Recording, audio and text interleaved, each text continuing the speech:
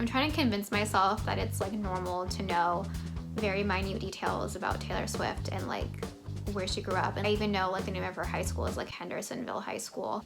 Should I know that? Like, I know that. So I'm just having a moment for myself really quick. I'll be right back.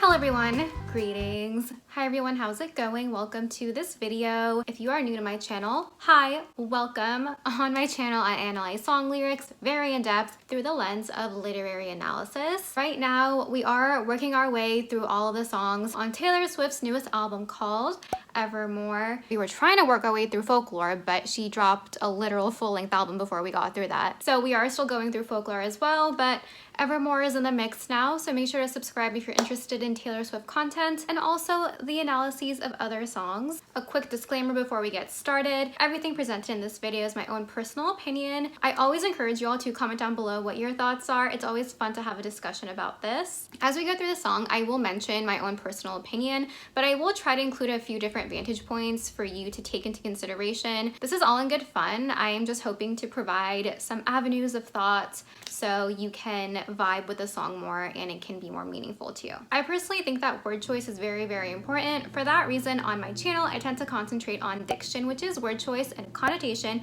which can be thought of as like the vibes or the emotions that the words elicit. Today, we are doing the song. Here's a clue. Hold on, here's a clue. What color is this?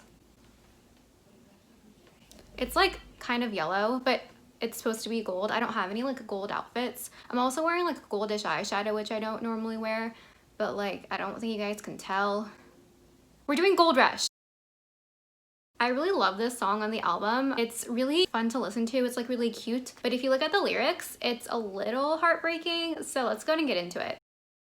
There's a few ways we can think about this title. The Gold Rush is a historical event that occurred where they found gold in the United States. It happened in California, the California Gold Rush, and everyone went over there to try to get a piece of this, right? They tried to go and find their own gold so they could make a quick buck out of it and become super wealthy. I did look up Gold Rush, and here are some more facts. When I looked up the definition of a gold rush, this is what it said: a situation in which a lot of people try to take advantage of an opportunity because they have heard that they might make a lot of money. What I'm getting from this for the purposes of our song is that a gold rush does have value in the sense that it can make you wealthy, but it's like a get rich quick scheme. There's no longevity. It's kind of like an opportunist move. I'm not saying it's like the wrong idea, but when we think about it in the context of love and a relationship, a gold rush is not something that's sustainable, and it's not anything that's indicative of a pure love, in my opinion. I'm just gonna give you guys one more definition. I told you I think words matter, so that's what you get here on this channel, just lots of hashtag dictionary vibes. A gold rush is a large scale and hasty movement of people to a region where gold has been discovered. For example, California in 1849. I hope you're enjoying the very mini history lesson. The word hasty in this definition sticks out to me. Hasty, I looked it up again. I just love dictionaries, you guys. I stan dictionaries hard. Hasty is when there is an excessive speed or urgency and it's hurried. For me, when I hear the word hasty, I think of the phrase make haste from Romeo and Juliet. This is me going back to like high school English class, but what I do remember about Romeo and Juliet is that my English teacher making a very big point about it. I remember her saying that make haste was repeated more and more as the story progressed. That mirrored the trajectory of the relationship between Romeo and Juliet, because at the end of the day, if they were not going so fast and if they took a second to think about what they were doing, they could have both like potentially lived and like been together. They weren't so hasty. They would have communicated better, and then Romeo, spoiler alert, would have known that Juliet wasn't actually dead, and he wouldn't have like drank the poison to die, and then she wouldn't have woken up and been like, oh my god, why is he dead? I was fake dead. You know, like communication would have helped out that story a lot. I'm definitely distilling down Romeo and Juliet. There was a lot more at play there. I'm just trying to make a point that the fact that the word haste is in the definition of gold rush, to me is a red flag. Having haste or being very, very quick to judge or very hurried is not always a good thing. Sometimes it is, right? But in the context of a relationship, in the context of, you know, pursuing love, it can be a very dangerous thing because when you're in a hurry, you're in a state of unbalance. And if you're chronically in a hurried state, you're gonna miss details. You don't want someone to be hasty about making the foundation of a house, right? You want them to take the appropriate amount of time and to double check and triple check their work and to follow the laws of physics, etc. When you're building the foundation of a relationship, you don't necessarily want to have the mentality of a gold rush to like get in and get out. You don't want it to be hasty. You want it to take the amount of time that it needs to take so it starts on a stable foundation. We're already like in red flag vibes just with looking at the title of the song. So when you're thinking about this in terms of a relationship, you could be thinking about getting someone quickly. So you could interpret this as the love interest being like a trophy, as like something valuable to win. And you know, you can't win people. That's not like a thing. Like some people make it a thing, but it shouldn't be a thing. So this is another perspective through which you can view the song title. And also a gold rush, there's no guarantee, right? It's sort of like a gamble. Then we went to Wikipedia for a history lesson. What I thought was really interesting on Wikipedia is that a gold rush was also called a gold fever. The word fever is very important because it means that someone is not well. If you want to think about this more metaphorically, if you break down the word disease, it's dis-ease. You are in a state of like restlessness. I would personally extrapolate that a little bit and say that disease is a state of unbalance, right? Your body is in a state of chaos. It's trying to fight off whatever like invader is there. Gold fever is a very interesting synonym for gold rush. I was kind of shook at that. Another thing that I want to mention is that on Wikipedia it says gold rushes were typically marked by a general buoyant feeling of a free-for-all. A buoyant feeling just means something that floats. You feel kind of light and airy. It's just like you're floating and you're flying. Oh, that's very interesting because there's a literal lyric in this song that says, I don't like that falling feels like flying till the bone crushed. I always find this to be the case when I look up Taylor's like lyrics on Wikipedia and in definitions. Every aspect of the definitions is always within her songs. So I find a lot of value in doing this and I'm always very shook. I should not be so shook because I know like how good she is at crafting song lyrics, but here we are, still shook. And then one last screenshot from Wikipedia. The gold rush would only last a few years. There's like a heyday and then it kind of dissolves. They said that the gold supply is something that can be depleted somewhat quickly, but it's not an ongoing process. Depletion of the resource will eventually occur.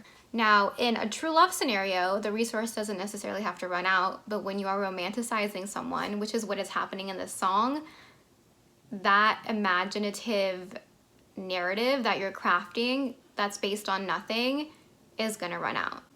And we're gonna discuss that much more in depth. Let's get started. Verse 1. I'm not gonna sing it, never mind. Gleaming, twinkling, eyes like sinking, ships on waters, so inviting, I almost jump in. Okay, gleaming and twinkling. To gleam is when there is a brief or faint appearance to something. It's a transient appearance of subdued or partially obscured light. The word gleam sounds very grand, right? But when you look at the definition, it's not a continuous type of light. It's not stable. Kind of like false advertising, you see that it's shiny, but then it's transient, which means it's temporary and it's gonna like disappear in a nanosecond. It's kind of like a bait and switch, which we talked about in my lyric analysis of the song Willow. I'll go ahead and link that for you if you're interested. Twinkling also has a similar definition, shining with a light that is bright and then less bright. So it's intermittent, I can't say that word, intermittent. It's not continuous and it just goes away in an instant. So within all of these definitions, we see a repetition of the same sort of word, right? This is temporary. It's very interesting that we have this feeling of impermanence, this feeling of just like a quick hit. And we have it right from the beginning. We have it from the song title and we have it from the very first two words in this song. If you haven't listened to the song, go listen to it. The way Taylor sings everything is so emotive as always, but especially the way she sings the entirety of the first verse, it's very telling about the daydream-like nature of everything. It's just like very flowy like this, but then when it gets to the chorus, it's very much like a more intense sort of vibe. I don't know the technical term for it, but it's really cool and it has a very cool effect. Sorry. But when she gets to the chorus, similar to the thing she did in Lover a lot, where she does like a speak singing type of thing, she's still singing, but it's very much more like narrow, I guess. Like her voice is like packaged in a way that's very direct. If you listen to the song, I think you'll know what I mean. Gleaming and twinkling can be referring to the whole scenario, or it can just be referring to the literal eyes of the person that the protagonist likes, of the love interest. It could also be the protagonist's own eyes. Like when you see someone that you love, you kind of have this twinkling nature in your eyes. I personally think that gleaming and twinkling is referring to the whole situation and also to the eyes of the love interest, because the love interest is what's being put on a pedestal here. The love interest is what's being romanticized. Therefore, the love interest is going to have all of these transient positive things attributed to them. This whole thing about romanticizing someone, I think that this song is about having a crush on someone that you don't know super well. Since you don't have like a lot of data points about them, you haven't hung out with them that much, you're filling in the story because you don't have anything from reality to grasp onto. So it's like you're seeing someone from afar and you think that you'd be perfect together just based on literally nothing. They just probably look super cute and have a cool vibe, but you're just romanticizing about it. You're viewing everything through a rose-colored lens. And this is very dangerous because if you're not careful, you'll think that it's reality, but it's not. All of this daydreaming and this like putting people on a pedestal is very natural. Like everyone's done it, but you have to be careful because if you start believing it, and if the line between reality and your daydream starts to like get very faint and blurry, then you're gonna start believing that this person has all of these good qualities. This is not to say the person isn't great, but everything you're basing their persona on is baseless because it's all in your imagination. And when something is in your imagination, you have control over it, right? It also just stems from not knowing the love interest and not having like access to them. Like you don't know how they are in real life.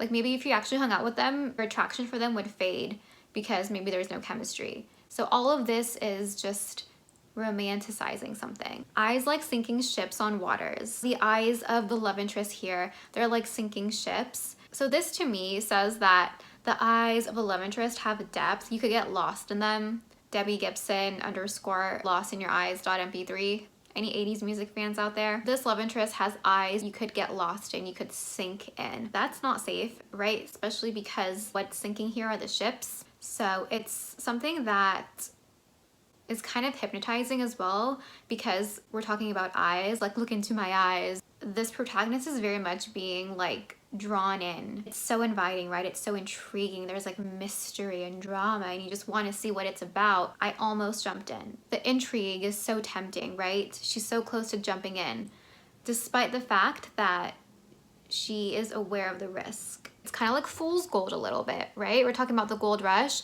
Fool's gold is like gold that's not legit gold, but it looks like gold. That's kind of what this is. You're being bamboozled. And this is not the love interest's fault, right? Like they're not even a player in this. This is a very like one-sided type of thing. Chorus. I don't like a gold rush. Gold rush. I don't like anticipating my face in a red flesh. I don't like that anyone would die to feel your touch. Everybody wants you.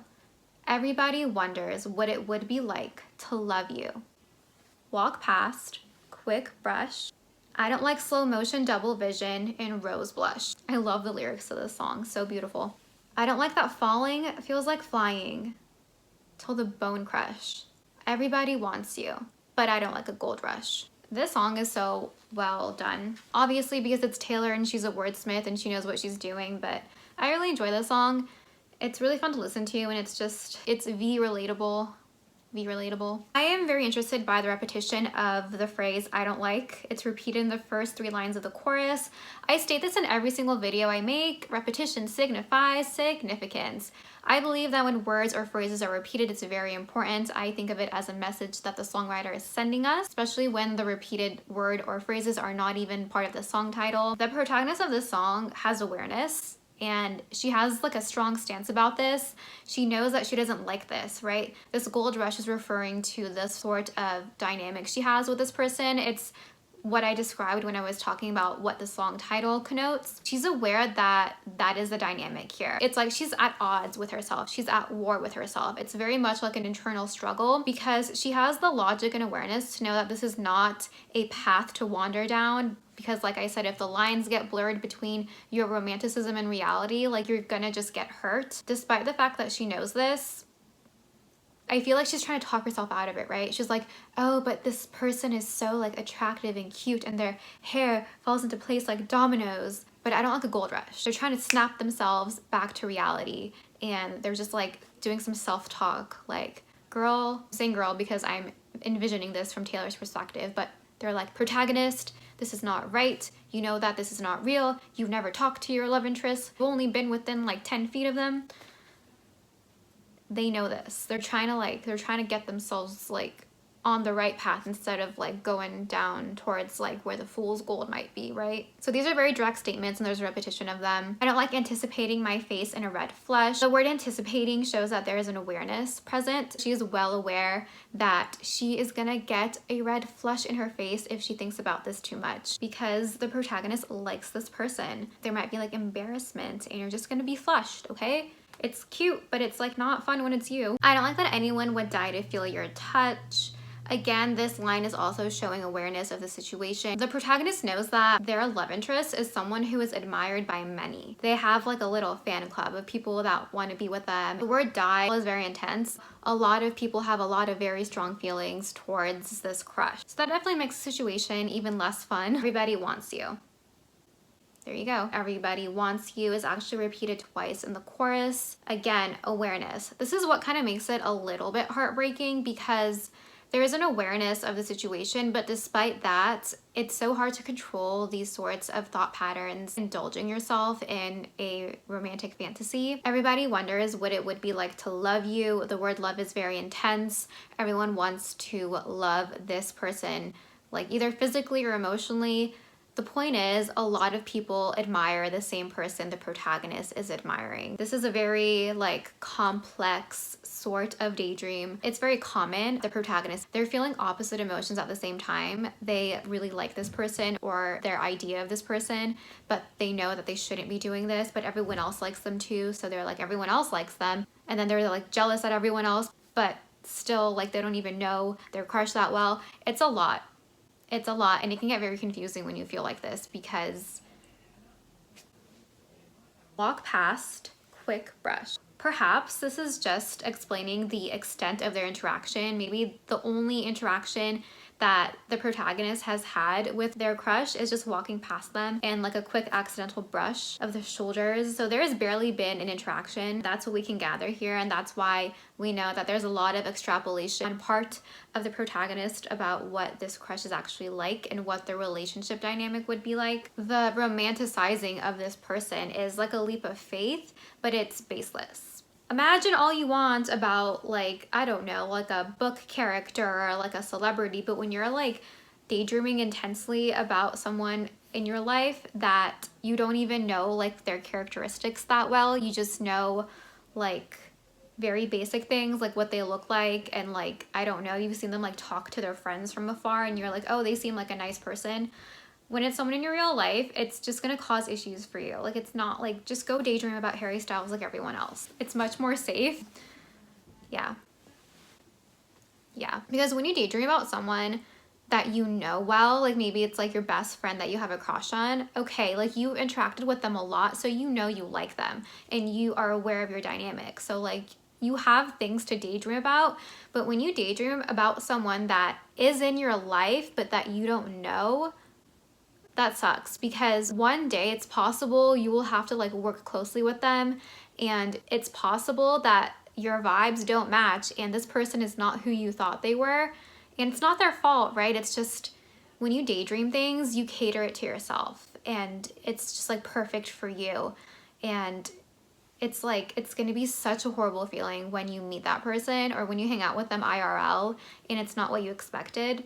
And you're also just like assigning characteristics to someone that they don't have. It's just your expectations of them are gonna subconsciously be very high, even though like you literally don't know them well. It's like a very slippery slope. It's like very not chill. I don't like slow motion, double vision, and rose blush. I love this lyric so much. Slow motion, it's like when you see that person that you like, it's like everything is happening in slow motion and it's kind of like a heavy feeling and you feel heaviness like right here and you're just like, oh my God, what do I do? Why can't I walk? Like I want to walk away and run away, but they're like coming up to me. That's the vibe I get here. Double vision, again, it's just like you're in a state of panic. When you like someone a lot, I feel like this happens a lot when you're younger too. Like in middle school, like your crush is walking up to you and like you can't even see straight and you're like, oh my gosh, like what am I gonna say to him? I'm talking from my own experiences. Like, should I talk about MySpace? Like, should I like compliment him on his AIM away message? Like,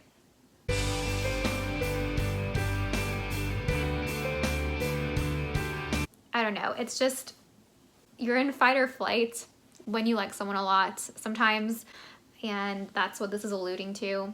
Rose blush, I think it's referring to wearing rose-colored glasses. The slow motion and the double vision, it's like a visual, right? It's a sort of imagery, and all of that is through the filter of rose blush. So it's like you're viewing everything through rose-colored glasses. It is not rooted in reality. I don't like that falling feels like flying till the bone crash. The protagonist is saying, you know, I don't like all of these things that I told you. Like, I don't like feeling my face flush. I don't like that everyone else likes this person. I don't like that I get like anxious when I see them. I don't like any of this. And I don't like that these emotions are kind of ambiguous. You might think you're falling in love with someone when in reality you're just falling and they're not gonna catch you and you're gonna hit the concrete.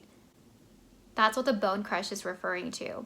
And the word bone crush is very graphic. This is very violent. They're gonna feel crushed emotionally, but this is also bringing in a physical sort of pain. This is very interesting. Taylor actually did use like a bone mending in her song King of My Heart off of Reputation, which was the very first video on this channel that I analyzed. I'll go ahead and link that if you're interested. That song has my favorite Taylor Swift bridge. Sometimes when I'm bored, I like doodle things and I just write the bridge of King of My Heart because it's so beautiful. That song, she says, is this the end of all the endings? All my broken bones are mending. The fact that she's using the same sort of imagery here is interesting. I do not think the songs are related in any way, but it's just the same notion that the feelings felt are very intense. And like I mentioned earlier with the buoyancy that we talked about, when you're falling, you can't stay like flying, you know what I mean?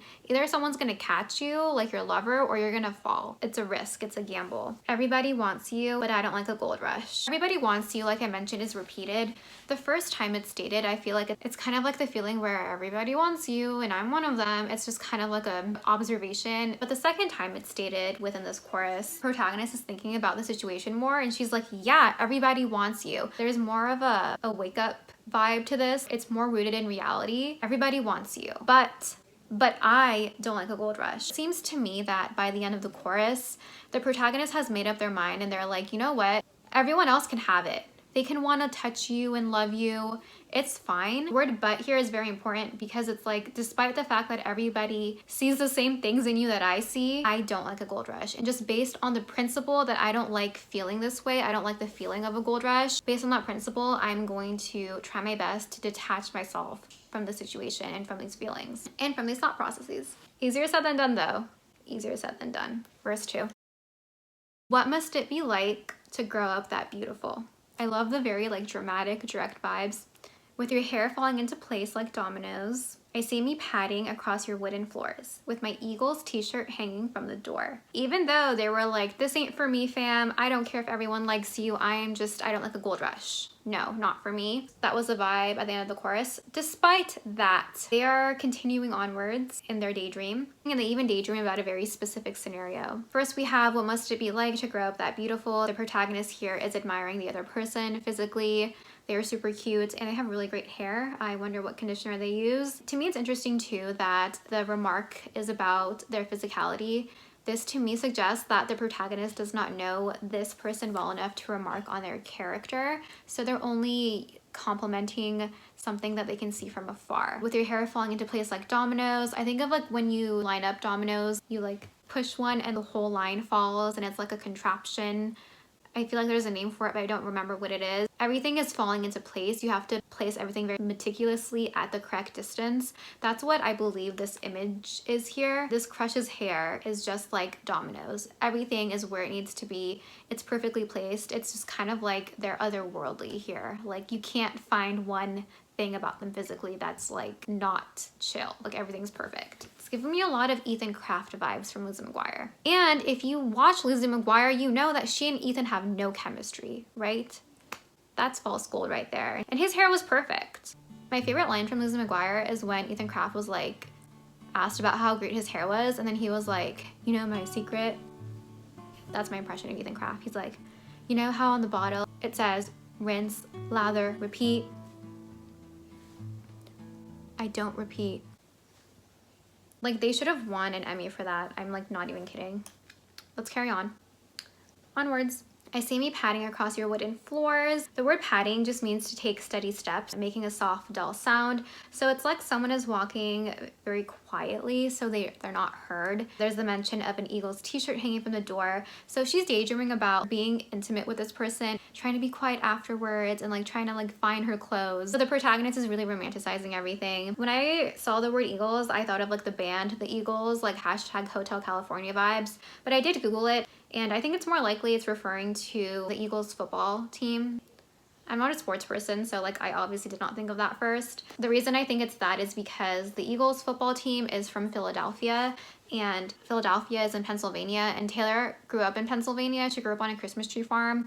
I realize I know a lot about Taylor, but I think a lot of people do, so it's fine. I'm trying to convince myself that it's like normal to know very minute details about Taylor Swift and like where she grew up, and like I even know like the name of her high school is like Hendersonville High School, and like I don't know if I should know that, but I do know that. So I'm just having a moment for myself really quick. I'll be right back. Verse 3. At dinner parties, I call you out on your contrarian crap. And the coastal town we wandered round had never seen a love as pure as it. And then it fades into the gray of my day-old tea, 'cause it could never be.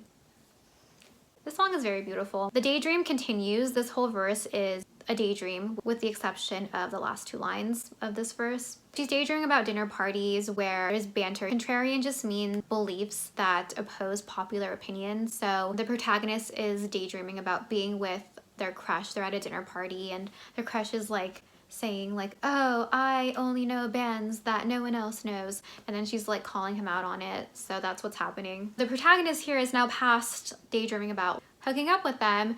They're now at a dinner party. They're officially dating in the protagonist's mind. This is like much more intense daydreaming because there's like dialogue involved now. She's calling him out. I think you know you're in deep when you daydream dialogue with someone.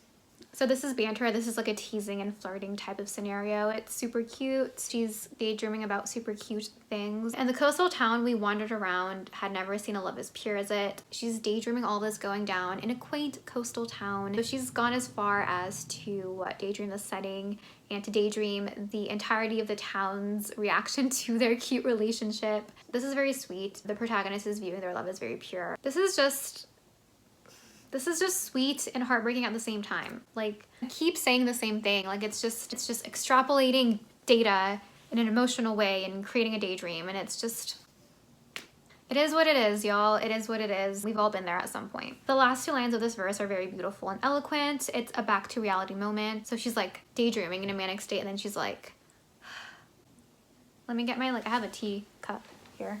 I have a teacup where I keep like my rings and just one star earring. Where is the other one? What I do when I have like ring sets, I like use twine to tie them together. Anyways, this is not a lifestyle channel. But this is my day old tea. So I'm just props. I have props. I accidentally started collecting cute teacups. So yeah, that's a personal fact that no one asked for. So cheers. So she's having this manic daydream moment, and then she's holding her tea she's had out all day. It's pretty much iced tea at this point, not hot tea. And she's like, and I imagine her kind of like looking down at her tea, and you know, she's imagining this very grand storyline, but in reality, she's potentially just like sitting at her kitchen table. Her tea is here. She didn't drink it because she was daydreaming, right? She spent this whole time daydreaming instead of drinking her hot tea.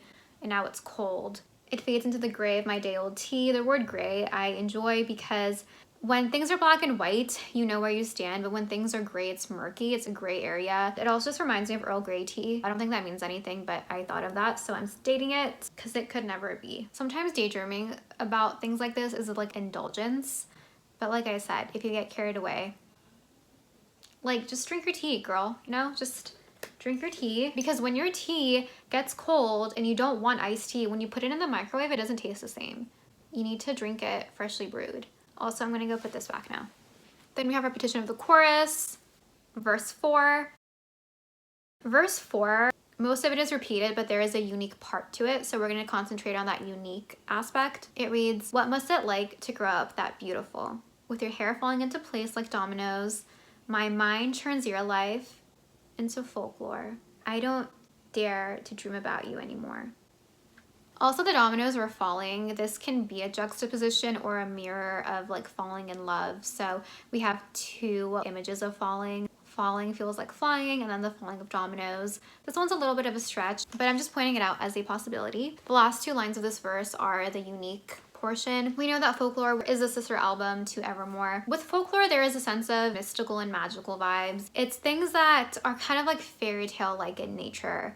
They are rooted in a storytelling that lends itself to be a little magical. I'm gonna talk more about what folklore means when I finish going through all the songs. I promise you guys like a video about what folklore means and how that album exists as a cohesive entity. I still plan on doing that. It's just gonna be a little bit later than I anticipated. I love the shout out to that album, but this is also showing the extent to which the protagonist is romanticizing this person. Like, it's not even just a cute banter or anything anymore. The word life is used. Their whole life has been artificially crafted now. All the minute details have been filled in, and it's folklore now. Kind of like a story where you like sit like this and like around a campfire and you're told it, and it has like very beautiful, like mystical, magical vibes to it, but it's otherworldly now. It is not rooted in reality. I'm glad that the protagonist is aware of this. We see this awareness in the next line where it states that I can't dare to dream about you anymore. When the protagonist realizes that it has gone to the extent that it has, they're like, I can't do this. This is kind of just like taking over their mental bandwidth at this point. The word dare is much more intense and very direct. It's like heavier than using the word can't. It feels forbidden now. Verse 5. Verse 5 is the same verse essentially as verse number 3, except it's opposite. At dinner parties, I won't call you out on your contrarian crap. And the coastal town we never found will never see a love as pure as it, because it fades into the gray of my day old tea. The protagonist was like, you know, I don't like a gold rush, but then they proceeded to still daydream about their crush. But once they realized that they were going into folklore territory, they know they have to like cut themselves off from indulging in this fantasy. I feel like they're kind of going back and just negating everything that they said as a way to give themselves closure. The protagonist is going back in their mind and they're like, you know what? No, I'm not gonna call this person out on their contrarian crap, because we're not even gonna go to like dinner parties. And this coastal town, we're never even gonna find it. Like, it's not even gonna be a thing that's possible. They're never gonna see a love as pure as it, because this is not a thing that can happen. So they're negating everything in their mind, and I think this is healthy. It's in service of being in a more balanced state where you're not obsessing over the other person, and it's just giving yourself a type of closure that you need. It's clearing your mental bandwidth to concentrate on your own life and the reality of your life.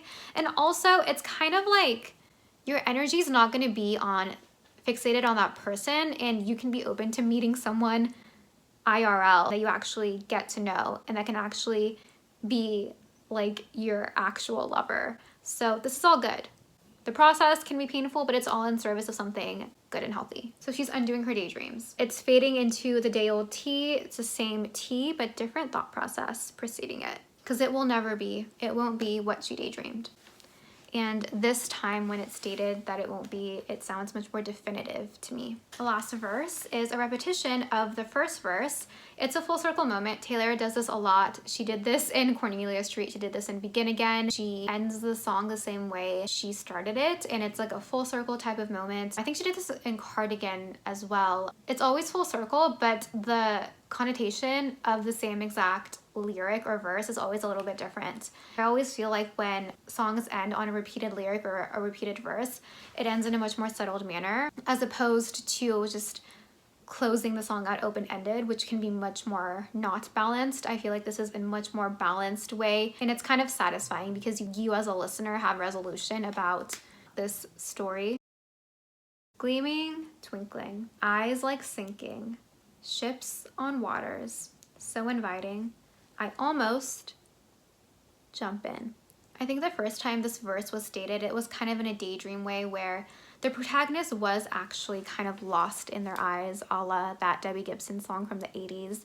But now it's just kind of they're looking back after all that intensity, and they're able to stand up a little bit straighter, and they're able to focus more at the reality because their mind is not muddled anymore by the folklore that it was before. I feel like the protagonist still finds them attractive, and there is still that lure about them. There's still that kind of like intrigue about them, but I think the protagonist is a little bit more removed from that, and they're able to control that. They're able to draw a line, and they're able to keep themselves away from that line so they do not cross it. This person might still be attractive to them. They still might want to jump in, but they're not going to. They still have the awareness that this mental bandwidth stealing trap exists. I think that's why it ends on I almost jump in. When it says I almost jump in, you can view this as the protagonist kind of looking back at what she almost did.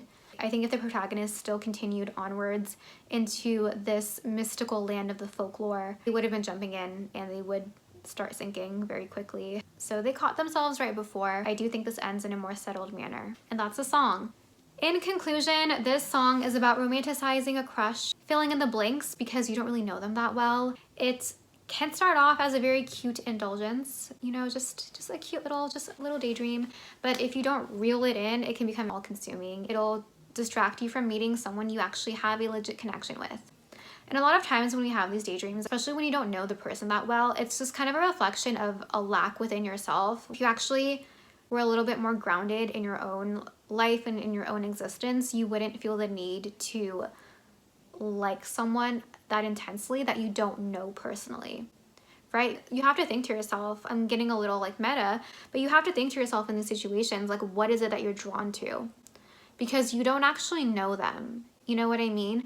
Like when you go as far as to daydream about like living in a coastal town with someone that you don't know, it's kind of like a distraction. But I think it's much healthier to do what the protagonist did and to cut off this daydream. I would take it a step further to kind of introspect a little bit and be like, why do I find it necessary to think so much about someone I don't know to the extent to which my tea is gonna get cold? Like, I love my tea. My tea is more important than a person that I don't know. This is different than daydreaming about someone you do know because that's based in reality. I think you can overdo it with that as well, but this is just when you literally don't know that person and you're filling in all the blanks. This is a very natural thing, by the way. Everyone's done it. I've done it. So it's just a very relatable song. And I think Taylor executed the feelings and the vibes associated with a situation like this very, very well. Let me know what you think of in the comments below. What's your take on this? Do you agree with me? Do you have a different interpretation? Let me know. Thank you so much for watching. I really do appreciate it. Make sure to like this video if you enjoy it and share it with your friends. Let me know if there are any Evermore songs you want me to do sooner rather than later. And yeah, that's it. I hope you guys have a great day, and I will see you later. Bye. Bye. Bye.